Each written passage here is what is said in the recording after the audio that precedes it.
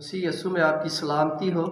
تو ہم اس ٹیکنالوجی کے ذریعے آپ سے مخاطب ہیں کہ آپ تک خداوند یسوع مسیح کے ارشاد اعظم کو پہنچائیں، کیونکہ یسوع مسیح نے فرمایا ہے کہ یہ تمہارے لیے ایک ہوم ورک ہے، یہ ہماری ڈیوٹی نہیں ہے، بلکہ یہ خداوند یسوع مسیح نے فرمایا کہ تمہارے لیے بلاہٹ ہے۔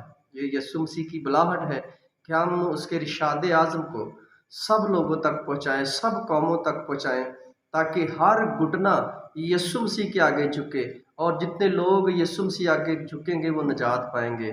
ہمیں اس بات کو سمجھنا ہے کہ یسوع مسیح کے آنے سے پہلے جتنے خدا کے ممسوحوں نے، جتنے خدا کے لوگوں نے اس کے آنے کا پرچار کیا، اس کے آنے کا سندیش دیا، اس کے آنے سے پہلے ہی یہ پریچ کیا کہ ایک بادشاہ آنے والا ہے، داؤد کی سلطنت اس کے کندھوں پر ہوگی۔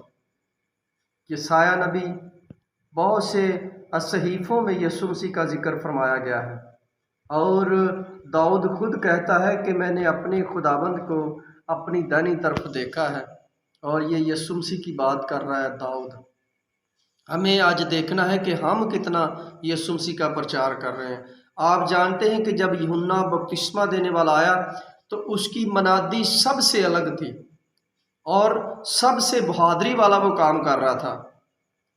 اس وقت رومی حکومت کا ظلم جو تھا وہ عروج پر تھا۔ اس وقت برائی بہت عروج پر تھی، لوگ برائی کے غلام بنے ہوئے تھے، اور یوحنا آیا اور اس نے بپتسمہ دینا شروع کر دیا۔ یہ وہ یوحنا ہے جسے استباغی بھی کہا جاتا ہے۔ یہ یوحنا بائبل بیان کرتی ہے کہ اونٹ کے بالوں کے کپڑے پہنتا تھا اور جنگل میں سے ٹڈیاں کھاتا تھا۔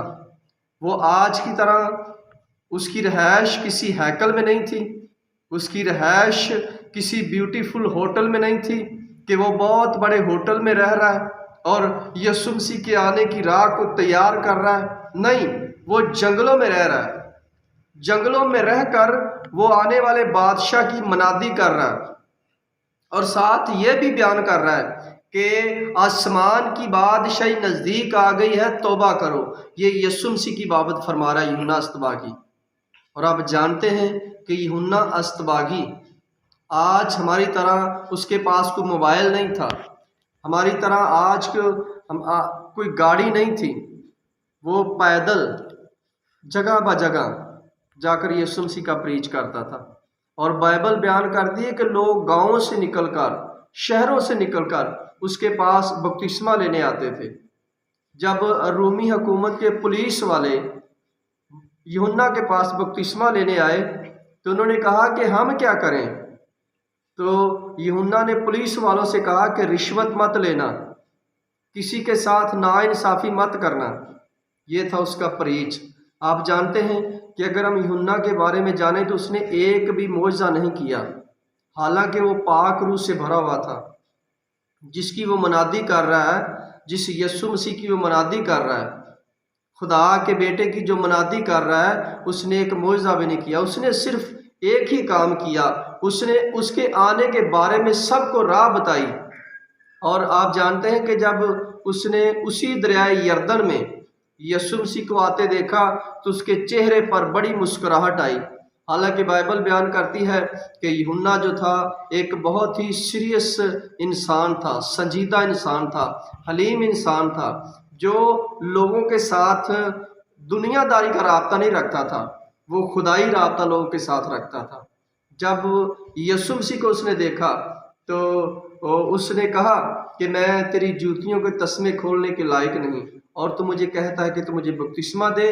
یوحنا نے انکاری کی، لیکن یسوع مسیح نے کہا کہ اے یوحنا، مجھے اپنی لائف کو راست بازی کی طرف لے جانا چاہیے۔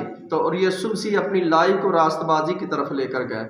یہ تھا یسوع مسیح کہ جس نے اپنی زندگی کو ایک ڈبکی لی اور اس نے ہمیں سکھایا کہ ہماری زندگی کس طرح ہونی چاہیے۔ اس بادشاہ کی ہم بات کر رہے ہیں جس دنیا میں آیا، چھوٹے سے قصبے بیت لحم میں پیدا ہوا، جس کو مارنے کے لیے ہیرودیس نے لوگ بھیجے، لیکن پھر بھی خدا نے اپنے بیٹے کو بچایا۔ آپ بھی اس کے بیٹے اور بیٹیاں ہیں، وہ آپ کو ہی بچانا چاہتا ہے۔ آج آپ اس بادشاہ کے لیے اس کی راہ تیار کریں، کیونکہ بادشاہ دوبارہ آنے والا ہے جو مردوں میں سے جی اٹھا ہے وہ دوبارہ آنے والا ہے، وہی بادشاہ ہمارا ہے۔ ہم ایک ہی بادشاہ کو مانتے ہیں، ہم 15 یا 10 بادشاہ کو نہیں مانتے، ہم صرف یسوع مسیح کو بادشاہ مانتے ہیں کہ وہی ہمارا بادشاہ ہے۔ ہم جب گیت گاتے ہیں تو گاتے ہیں کہ رب خداوند بادشاہ ہے، وہی جلال دا بادشاہ ہے، وہ ایک ہی بادشاہ ہے جو ہم سب کا بادشاہ ہے۔ اگر آپ طرح طرح کے بادشاہوں کو سجدہ کرتے ہیں تو اس کا مطلب ہے کہ آپ ابھی تک اچھے کرسچن ہی بنے ہیں۔ آپ کو اچھے کرسچن بننا ہے، جس کی گواہی پوری بائبل دیتی ہے، جس کی گواہی آپ جانتے ہیں کہ جب وہ بادشاہ آیا تو اس نے جب خدمت شروع کی تو اس نے اپنے لیے شاگرد چنے، اور اس نے پھر آسمان کی بادشاہی کی تعلیم دینی لوگوں کو شروع کی۔ واحد دور یسوع مسیح کا ہے جہاں کوئی جنگ نہیں ہے، واحد یسوع مسیح ہے جنہوں نے فیوچر کے بارے میں بتایا کہ میں مروں گا اور تیسرے دن مردوں میں سے جی اٹھوں گا۔ واحد یسوع مسیح ہے جس کے پاس گناہ معاف کرنے کا اختیار تھا۔ واحد یسوع مسیح ہے جو اندھوں کو آنکھیں، مفلوجوں کو ٹھیک کرتا تھا۔ واحد یسوع مسیح تھا، وہ تھا بادشاہ، اور بادشاہ جو ہوتا ہے اس کا مطلب ہے کہ عدل و انصاف کا بادشاہ۔ تو یسوع مسیح اسی لیے آئے کہ وہ عدل و انصاف کرے۔ بے شک شیطان کی برائی اس وقت عروج پر تھی، لیکن یسوع مسیح نے شیطان کو بھی شکست دی، اس کو بھی ہرایا، اور یسوع مسیح اس سے جیتا۔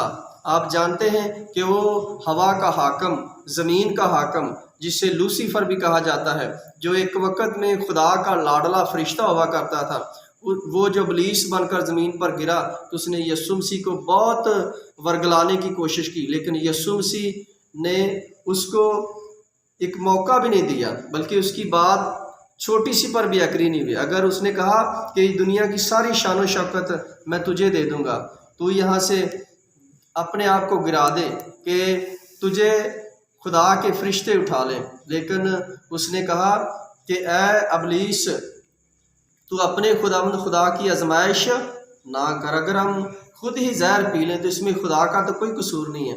آپ جانتے ہیں لاکھوں جیلوں میں ایسے لوگ ہیں جن کو دھوکے سے گیم کے ذریعے زہر دیا گیا، لیکن خدا نے ان کو بچایا۔